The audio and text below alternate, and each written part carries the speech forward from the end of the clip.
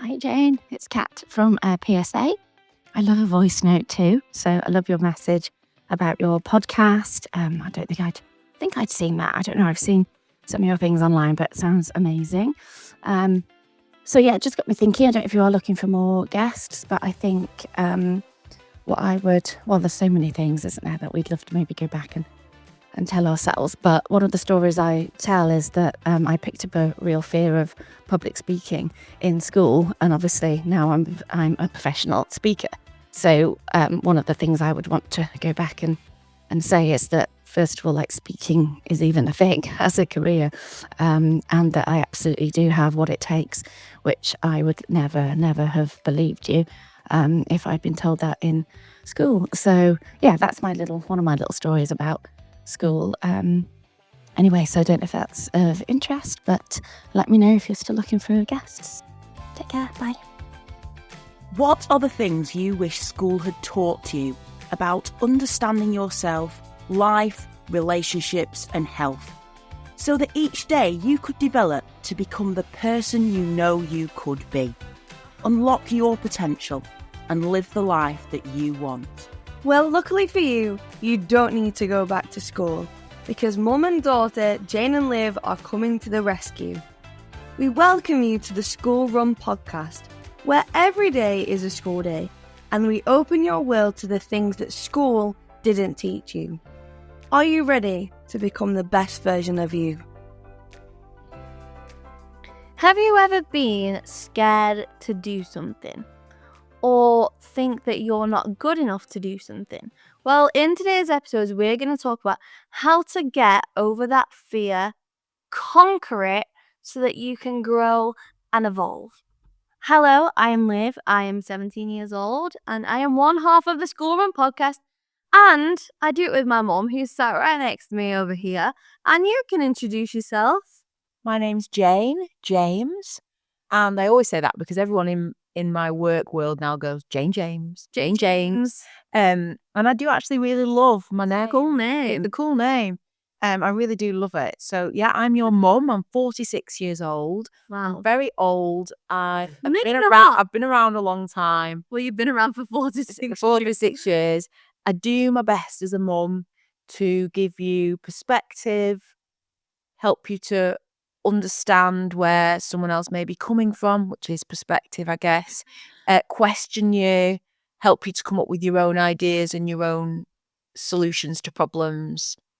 I don't try and fix them for you. I've always had that belief that you give a child the wings and the ability to be able to use those wings, and then you have to let them fly.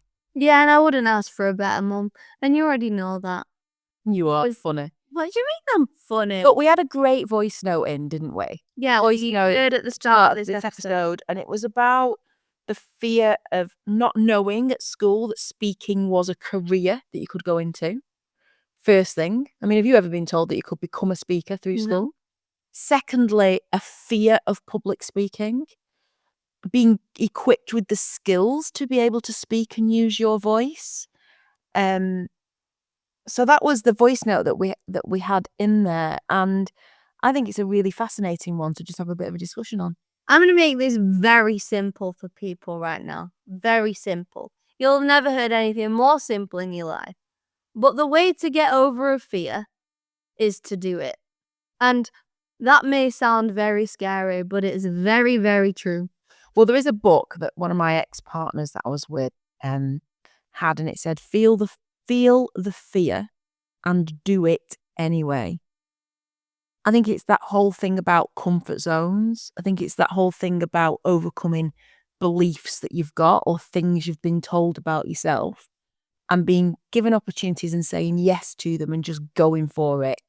Yeah, but I also think that if you have a fear, whatever it is, okay, I'm maybe not talking about phobias, like phobias of spiders. I'm not saying if you're really scared of a spider to just go and sit with one for 10 minutes, because, it probably might not make you, you might get more comfortable with a spider. But I'm talking about fears of things that maybe you really want to do, or things that maybe you're not doing, which you know if you did do them, it'd get you closer to where you want to be. And it might actually be a goal that you're just really, really scared of.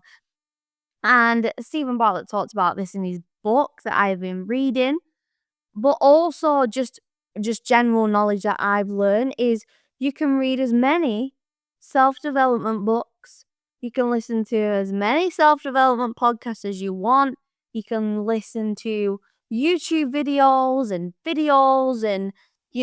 to retreats and whatever you want to do about how to get over a fear or how to achieve a goal. The only way you're going to do it is by actually facing the fear and going for the goal, because that's where you learn. That's where you step out of your comfort zone and you do it. And the best thing is once you've done it once, the next time will be less scary, and the time after that, and the time after that. And soon you'll be thinking, oh my gosh, I didn't even remember that was once a fear of mine because it seems so comfortable to me right now. And it's very simple. And my dad used an analogy, not necessarily about fear, but I said, Dad, I obviously play a lot of netball for listeners that don't know. And I was trying to come up with all these drills on how to get better and what I should be training in the gym and they're all great steps, to becoming a better netballer. But he said to me, Liv, the best way to get better at your sport is to play your sport, because what you want, whatever you do in terms of steps to get to a goal or steps to overcome a fear, you want them to be related to that fear. Let me give you an example. Like our amazing listener said at the beginning, she was afraid of public speaking. And now she's a global speaker, Yeah. 2 times TEDx speaker as well, I have to say, and helps people to she's a rapid transformational therapist, a clinical hypnotherapist, a 2 times TEDx speaker, over 25 years of helping individuals to break free from their issues such as fear of change, low self-esteem, imposter syndrome, anxiety, procrastination, perfectionism, etc. I mean, incredible. Yeah. But when she was overcoming that fear, she's not going to maybe go to another fear might have been to go to the gym, but to get over that fear, she's not going to go to the gym because it's not related at all to her fear of public speaking. However, she might have had a goal of, she's afraid of public speaking, so maybe when she was in a shop, she might have asked, one step closer might have been to ask one of the shop assistants that she couldn't find something. Those are very small steps you can take to getting closer to conquering that fear, but they have to be related to that fear. It's interesting that. I would like to get Kat on this podcast to interview her and talk about her career and how she's got to where she's got to and how people can overcome fears. Yeah. And how she took those steps, what those relatable steps were that you're talking about. Obviously, she's a member of the Professional Speakers Association that I'm a member of now. So at some point, I guess you've got to have, if you're afraid of public speaking, you've got to have the courage, I would say, to reach out, go to a first event, join an organisation like that, build towards something, like you say, that's relatable. If you want to get better at netball or you've got a fear of always never getting the ball in the net, then you're going to have to practice more shooting and go to a club and practice more and do more netball. And just do the thing that you're scared of, or if that thing seems really big and very overwhelming, break it down into small steps. Like that's how you eventually get there. But like I said, just doing it. It's like Nike's logo, isn't it? Their, what do you call it? The tagline. Just do it. Like life is too short to not do the things that you want to do. And I also think if you really want something, like really want to conquer this fear, or you really want to achieve a goal, that passion and drive will overcome your fear. Absolutely. But it's also important to recognize, we say we're fearful of something. Sometimes it can be helpful to try and unpick why you're actually afraid of that thing. Because our listener at the start, she may have been afraid of public speaking, and that may have been her fear, but also to unpick that and think maybe, well, first of all, where did that fear come from? Where did it start? But also, is it actually public speaking that I'm afraid of? Or is it what the people are going to think about me, about what I'm talking about? It may not be the standing in front of loads of people that's the fear. It might be, what are those people going to think? Are those people going to take away what I want them to take away from what I'm saying?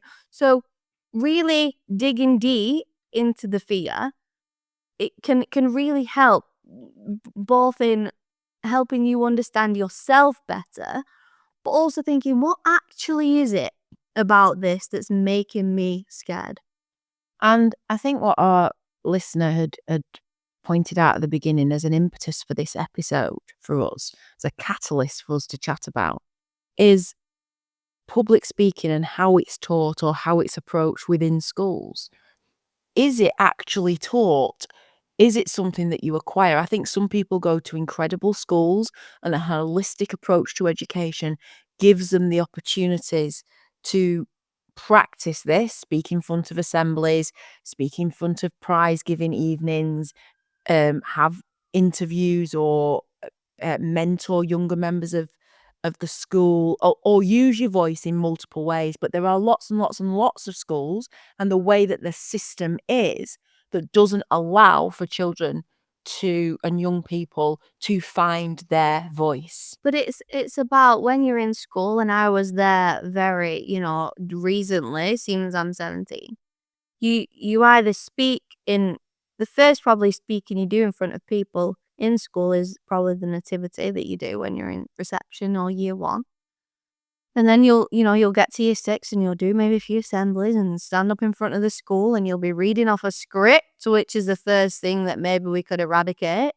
Looking down at a script, because looking down at something for a child, it'd be so much better, even if you got all the words wrong, to just look at the audience and kind of. But it's also I think the issue is we are giving children a script of what to say in an assembly or whatever, and it probably doesn't have any meaning for them, because if you're really passionate about something, like I could sit and talk to you about weight training and netball and nutrition and self-development for ages, and I wouldn't need to look at a script, because it's something I really enjoy just naturally learning about. It's something that I really connect with, and I'd probably be able to give you way more knowledge than you need, but I'd be really investing and excited about telling you. What we're saying to children to say probably has no meaning for them. It's just, oh, I've got to stand in front of assembly and talk about something, and I don't really connect with it. But if we got children to give them something and say, do you know what, in this assembly, I just want you to talk about your absolute love of music, and just talk about it. And it's a really good point, that, because as you were saying that, I was thinking, you're absolutely right. That's what actually might increase someone's fear of public speaking, based on their experiences at school of what they had to do or didn't have an opportunity to do at all, because they were never chosen, because they weren't deemed good enough by somebody else. Yeah. And that is why, and I'm going to have to bring it up because I try and get it in wherever I can, but it has to come up now. That is why a program like Little Voices in schools across the country, and a program like Little Voices that parents send their children to, so that they're developing their speaking, their listening, their performance, their delivery skills, their presentation skills in a fun way. They're learning skills through drama and singing. They don't even understand the impact, the massive impact, positive impact that's going to have on them in later life. Hi everyone, we hope you're enjoying this episode so far. We're just cutting in to say, if you're enjoying our podcast, please click the follow button on whichever platform you're listening on. And please leave us a review. We'd be so grateful for your support and feedback. Podcasts are free to listen to, but if you are loving our school-run chats and debates, please consider buying us a virtual coffee. The link will be in the description of every podcast episode, and it will also be in the bio of our Instagram, which is @theschoolrun_official. And why not give it a follow while you're there, so you can see all the updates and get sneak peeks at upcoming episodes. Thank you so much and happy listening. Because through fun and through talking about characters and through performing different characters, they're naturally building that muscle inside them to be able to speak in front of others and public speak when they get older. And you've got to speak in front of other people all of your life. And the fear even may come from, do you know when you sat in class and you picked on to answer a question? And it comes back to that thing of we're so afraid of looking bad and, Doing the wrong thing. doing the wrong thing. That's all we're concerned about. And when you picked on in class and asked to give an answer, maybe that you didn't know or didn't understand, but then felt fearful that, oh my gosh, if I say the wrong answer, I'm going to get shouted at, probably prevented you from putting your hand up in case you got it wrong. Because we're all so, and it's ingrained in us from children. You have to get the right answer. You have to talk about the right things. Like maybe that fear of being on a stage and what if I mess up? What if I absolutely stumble? What if I forget the words? They're all things that come into that fear of public speaking, and that it can be applied to any fear we're obviously talking about in this context because of what our listeners said.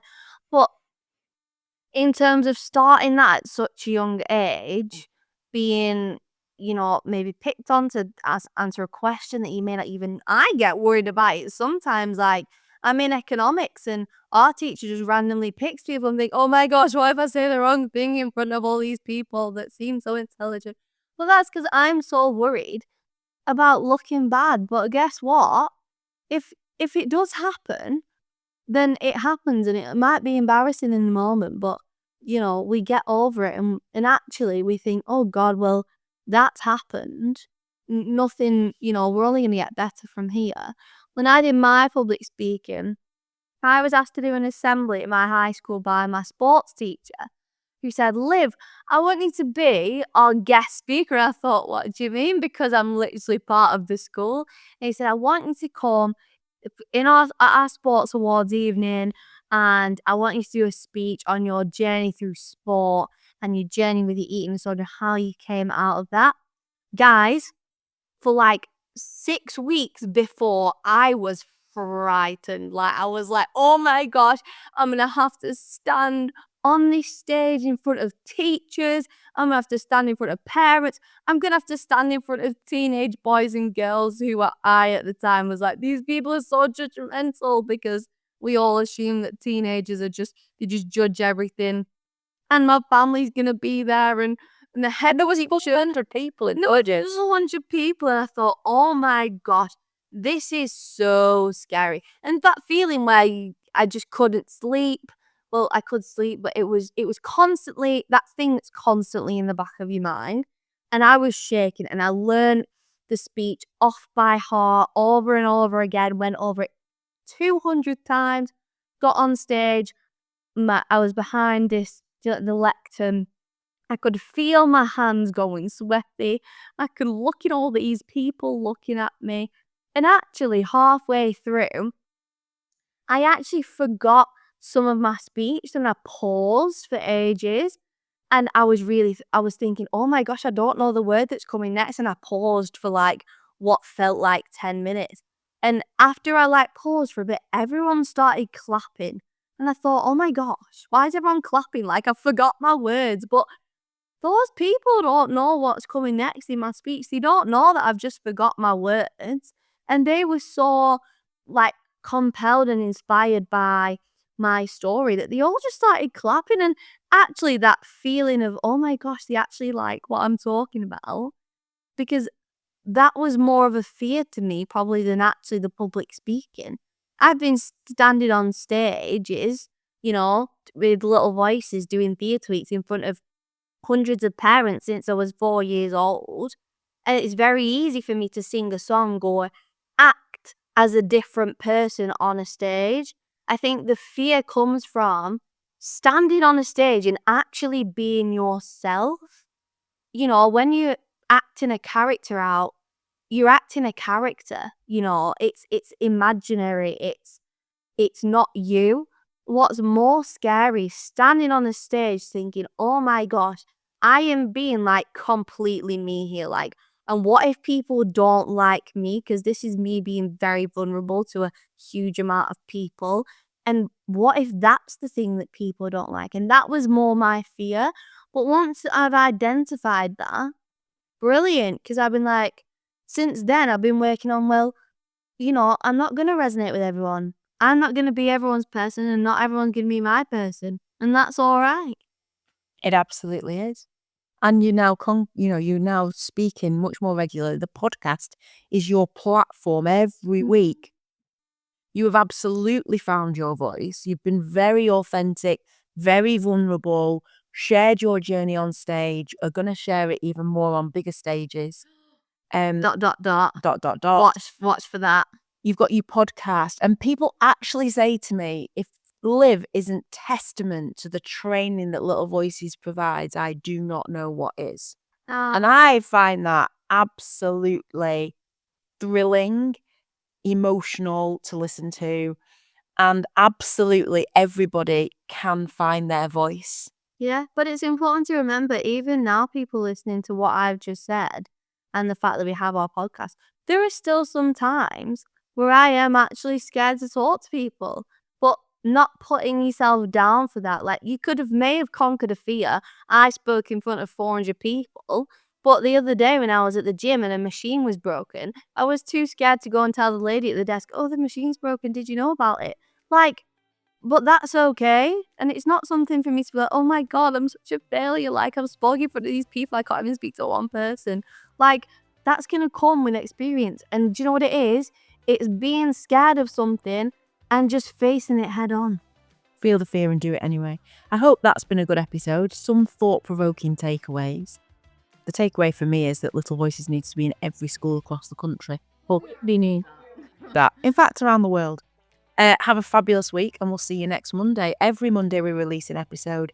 This is my daughter and I's amazing podcast, The School Run, where we teach you all the things that school didn't perhaps teach you to be the best version of yourself. And if you want daily snippets of wisdom, go and follow our Instagram, The School Run _official, or follow me on LinkedIn, which is Olivia Maudsley, Maudsley, because some people think Maudsley spelled with a W. And every day I post a 1 to 2 minute video on a piece of knowledge I've learned, and I share it with you all. So, go and find that if you want to grow and evolve. Oh, thank you for joining us. Thank you so much for listening to another episode of the School Run podcast. We absolutely love doing the podcast. Podcasts are free to listen to, but if you'd like to buy us a virtual coffee, we'd be really, really grateful. You just need to go to www.buymeacoffee.com/theschoolrun. That's buymeacoffee.com/theschoolrun. You can also follow us on Instagram at theschoolrun_official, or TikTok with the same name, at theschoolrun_official. And we always really appreciate your reviews and feedback. On the platform that you're listening to, you can review our podcast and give us a star rating. We'd love to have your comments and receive your feedback. Thank you so much for being a massive support of our journey. This episode has been edited and produced by Mike Roberts from Making Digital Real. We are so lucky and privileged to work with Mike, and highly recommend him if you're thinking of starting a podcast.